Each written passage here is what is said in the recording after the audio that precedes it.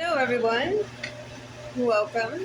I am spending this morning sharing as I just feel that I have some things really placed on my heart and some revelations of sorts, if you will, that I want to share with you because it's really helped me in just finding that understanding. This morning was my first morning that I participated in an amazing coaching and mentor group, and that's with Victor Otto and his beautiful wife Patty.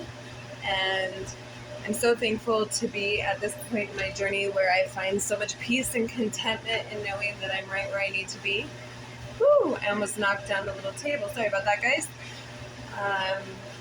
I'm right where I need to be in the sense that I know that though I might be in the in-between of my transformation and really getting to set out on that journey quest, that my spirit guides have made me innately aware it's time to embark on that path in my journey.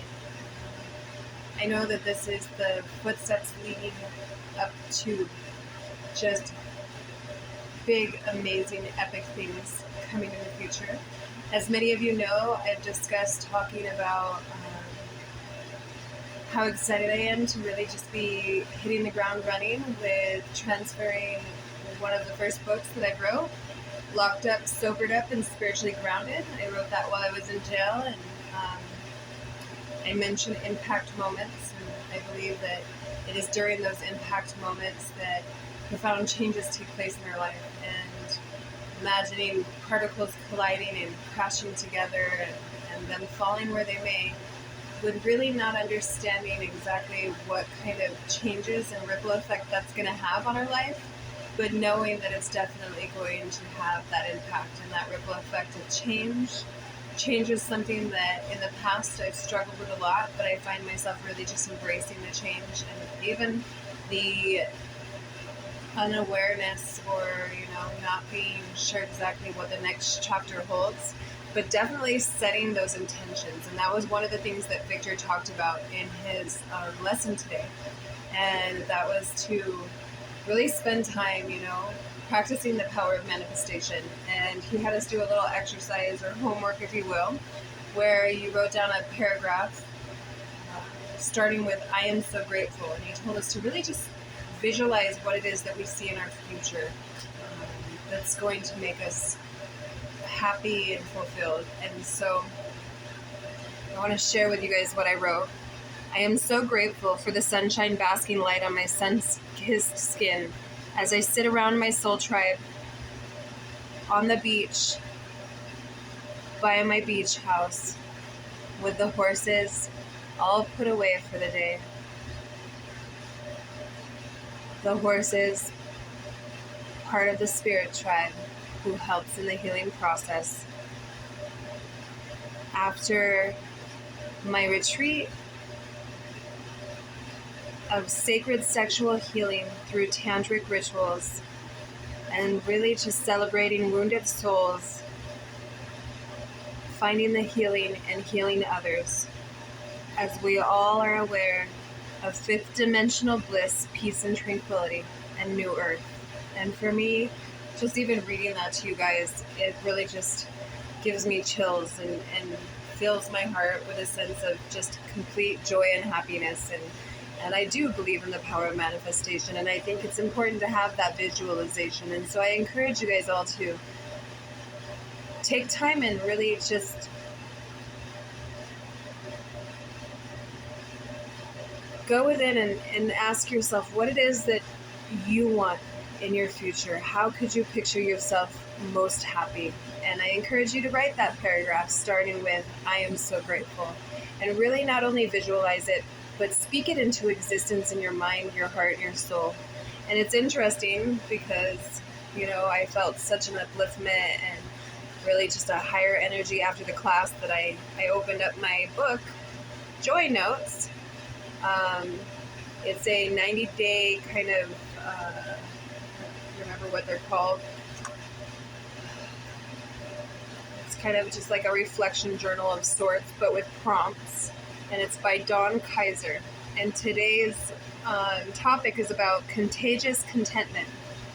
We talk a lot about viruses, computers, influenza, but are you aware that contentment can also be contagious? Contentment means believing you have all you need right now and trusting that there is a higher power in control. And no, you are not the higher power. And for me, I really like to be in control and sometimes believe that I am the higher power, but just really having that understanding and innate awareness that, there is a higher power. We are spiritually guided. It is about having peace in your heart, even though there is a storm outside. Your composure is not just about you. It infects and affects others as well. Think about this. Have you ever been around someone who started yawning and all of a sudden you yawn too? Your yawning is less about your need to yawn and more about being influenced to yawn after seeing someone else do it. When life throws you a difficult situation and you remain content, others get curious and take note, desiring to be the same. Today, spark a revolution of peace and contentment among all those you meet. And then the little quote is, I will remain content through my ups and downs. And I feel like that is definitely a lesson that I want to harness and embrace and really just practice daily. And it's interesting because I spent some time in reflection of, my journey and where I'm at, and in a sense of crossroads. And I spent time writing in my second book. As many of you know, I wrote my first book while locked up in jail, and that is Locked Up, Spiritually Grounded, and Sobered Up. Locked Up, Sobered Up, and Spiritually Grounded. And I'm currently working on transferring that from the ink painful time in my life where I used writing as a healing mechanism without even realizing I was doing so, just by sharing my journey. And it's even more affirmation and confirmation within that is my soul journey. That's my path. That's my purpose that I need to embark on. And I find it so fulfilling and so healing to share and just to really go through the process of putting my thoughts into words and spilling it out through the ink on paper. And so I'm currently taking that ink on paper and transferring to book format. And so I'm excited to share that with you as I publish my first book. But I'm currently writing a series that goes along with that book. And my series that I'm on right now is the second book.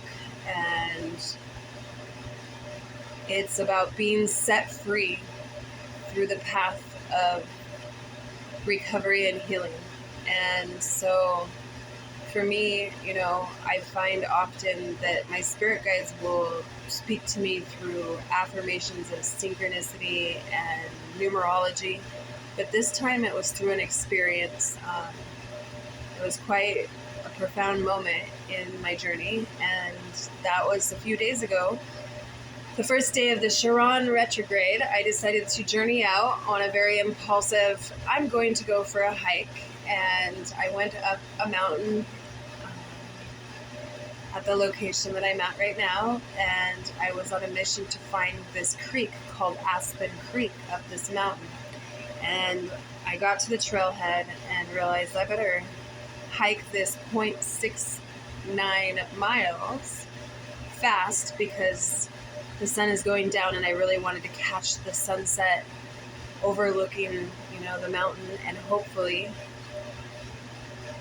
the creek would correspond with an outlook for the sunset. So I had high expectations and hopes, and as I ventured down what at the very beginning seemed barely a trail, I soon realized there was no longer a trail and that I needed to make my own way.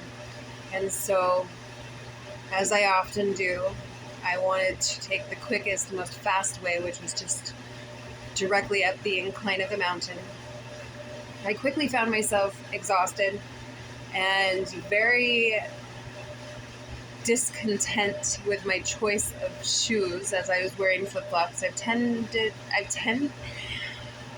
I have been known for taking hikes in flip-flops. Let's just say sometimes I don't really plan things out as much of a planner as I am. It's those little things that you really should kind of think about that I never really think about. And not only did I have just, flip-flops on this rugged terrain, with sticker bushes and rocks and dirt. I also found myself with, at the time, half of a twisted tea lemonade.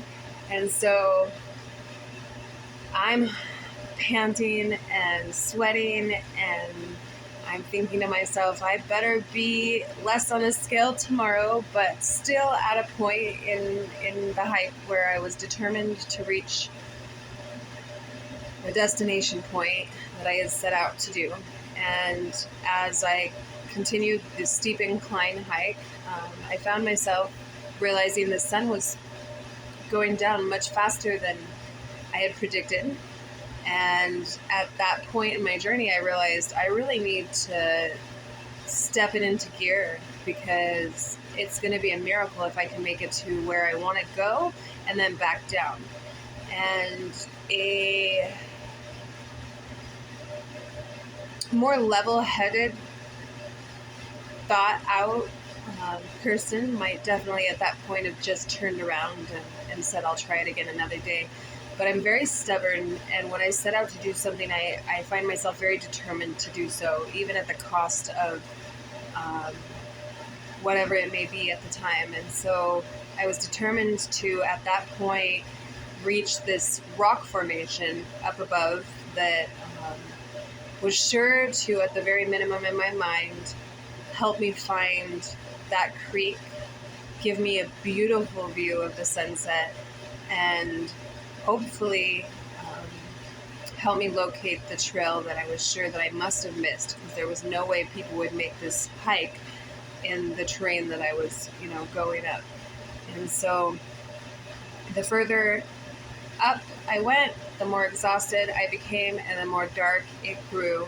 And as I reached finally the top of the rock, after a few slips and a few phone tumbles and a few spills of that twisted tea lemonade, I reached the top as the sun is literally almost completely gone down over the horizon and the mountains. And though the sunset was beautiful and the outlook over the city was remarkable, I had realized in that moment that I had put myself in a situation.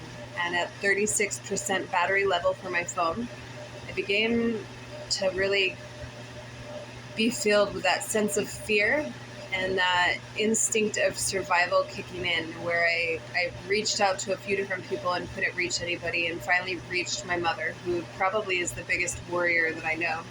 And she was insistent that I call 911 and I have a helicopter rescue me, and I told her no, that would be more embarrassing and I would never live it down, and that instead I was going to sleep on that big flat rock, and that I would wait for light to come, and in the lightness I would make my way down, but that I was sure that I couldn't make it down in the darkness. And in a sense, that inner child fear of the darkness really just set in, and I realized, not only am I afraid of the dark, it's going to be hard enough on this rock, but there's no way that I'm going to be able to make it down that steep decline.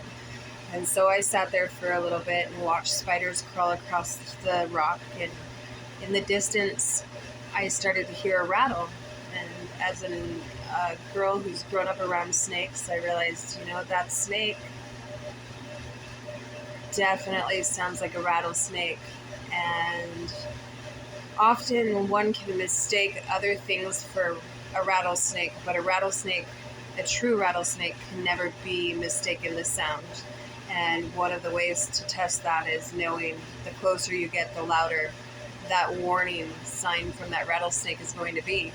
And so with that being said, I kind of, went in the direction of where I heard the rattle, and I could tell that I was, a little bit of a distance away to be safe enough to be able to be sure that what I was thinking I was hearing was really what it was. And sure enough, as I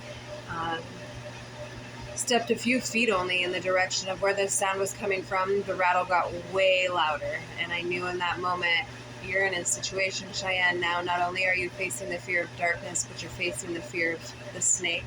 And the snake is facing the fear of your presence. And it was in that moment of fear that I decided, you know what, I have a bigger fear of the snake than I do of the darkness and that deep decline down the mountain. And so I took that 34% battery. And I had just before that, found myself afraid enough to call 911 and tell the dispatchers that I wanted them to ping my phone, but that I didn't want them to come search for me. I just wanted them to be aware of the situation in case the situation should turn worse, that in that, form of an emergency situation, they would already have pinpointed my cell phone. And so it took about 10 or 15 minutes to realize that I wasn't going to do what I had told everybody I was going to do and stay on that rock. However, I didn't want to waste any more battery by making phone calls, so I decided to turn that flashlight on that cell phone. Whomever created the flashlight on the cell phone, you were fucking brilliant. I cannot thank you enough. And I utilized that flashlight as my view, the light in the darkness, if you will. And my game plan became just kind of sliding and grabbing a hold of tree to tree when there were trees and when there weren't, to slide down on my bottom, catching, rocks or points where I could kind of slow my slide with my feet. Definitely came out of it with some scrapes and some bruises and a lot of stickers. But as I maneuvered my way down the mountain, I started recognizing that there was litter. And it's interesting, I've never been so excited to see that litter in my life. And I remember a few days prior to this hike seeing a quote on Facebook, and I can't remember who it's from, but it said something along the lines of, if you want to be sure of your footing, you must journey in the dark. And it's interesting how I feel as if I was almost more sure and hyper aware of my footing and my travel down than I was in the light on the way up. And it's interesting, in the darkness, at times we're forced to pay more attention. And then another quote came to mind by Rumi, and that was, hold on, let me find it so I know that I do it right.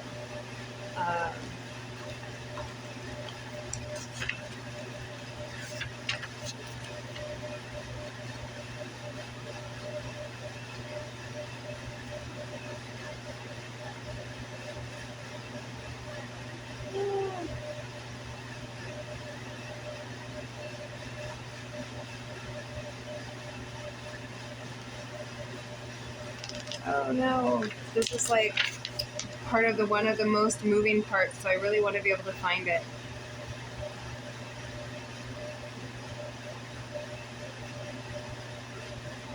Okay, the quote from Rumi: as you start to walk the way appears. And sure enough, that proved true in my experience on this hike, where I soon started noticing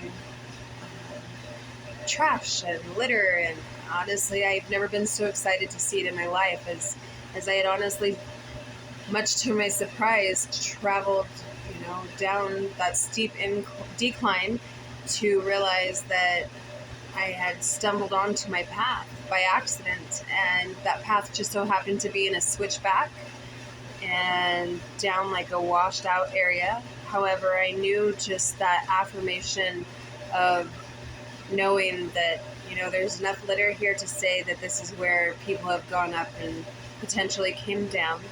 And the path became easier and easier. And as I made my way to the bottom of the trailhead and found my car, I was filled with just so much sense of relief and a little bit of still,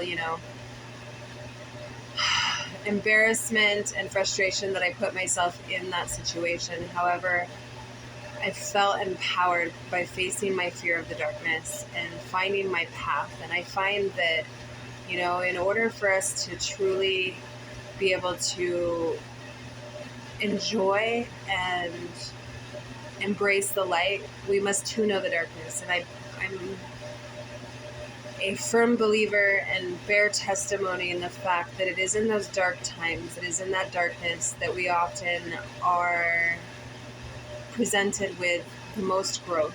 and the most wisdom and the most strength, and those impact moments in our life that often have huge ripple effects that our wildest imagination couldn't fathom, as far as if you imagine those particles crashing together and just landing wherever they may, and that ripple effect, sometimes doesn't happen right away. Oftentimes it might. But for me, I'm really thankful for those times in my darkness, because this whole experience really has made me aware of the reflection that it has in my journey and my path that I'm facing right now, in reference to just knowing that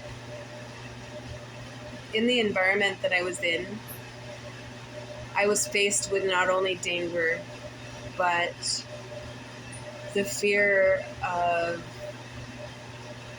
relapsing, if you will, and that it's just a toxic environment, and that I must embrace change in the unknown, and that in order for me to really find the light that I'm finding in my life right now, I had to go through those darker moments, and I had to find the lessons in those darker moments. And so I really encourage you guys to just spend time, as much time as you possibly can when you're going through a lot in your life, to really reflect on both the light and the darkness in your life, because it is in that reflection that the lessons are attained and understood. And I'm a firm believer that until we learn the life lessons that we've taken those karmic commitments to learn here, they will repeat. And I'm so tired of being that CD on repeat. I'm ready for the next chapter and the next song in my life. And so I hope that this resonated with you, and I can't wait to continue to share my journey. As I share my journey, I find so much healing and so much strength and so much direction. So namaste until tomorrow.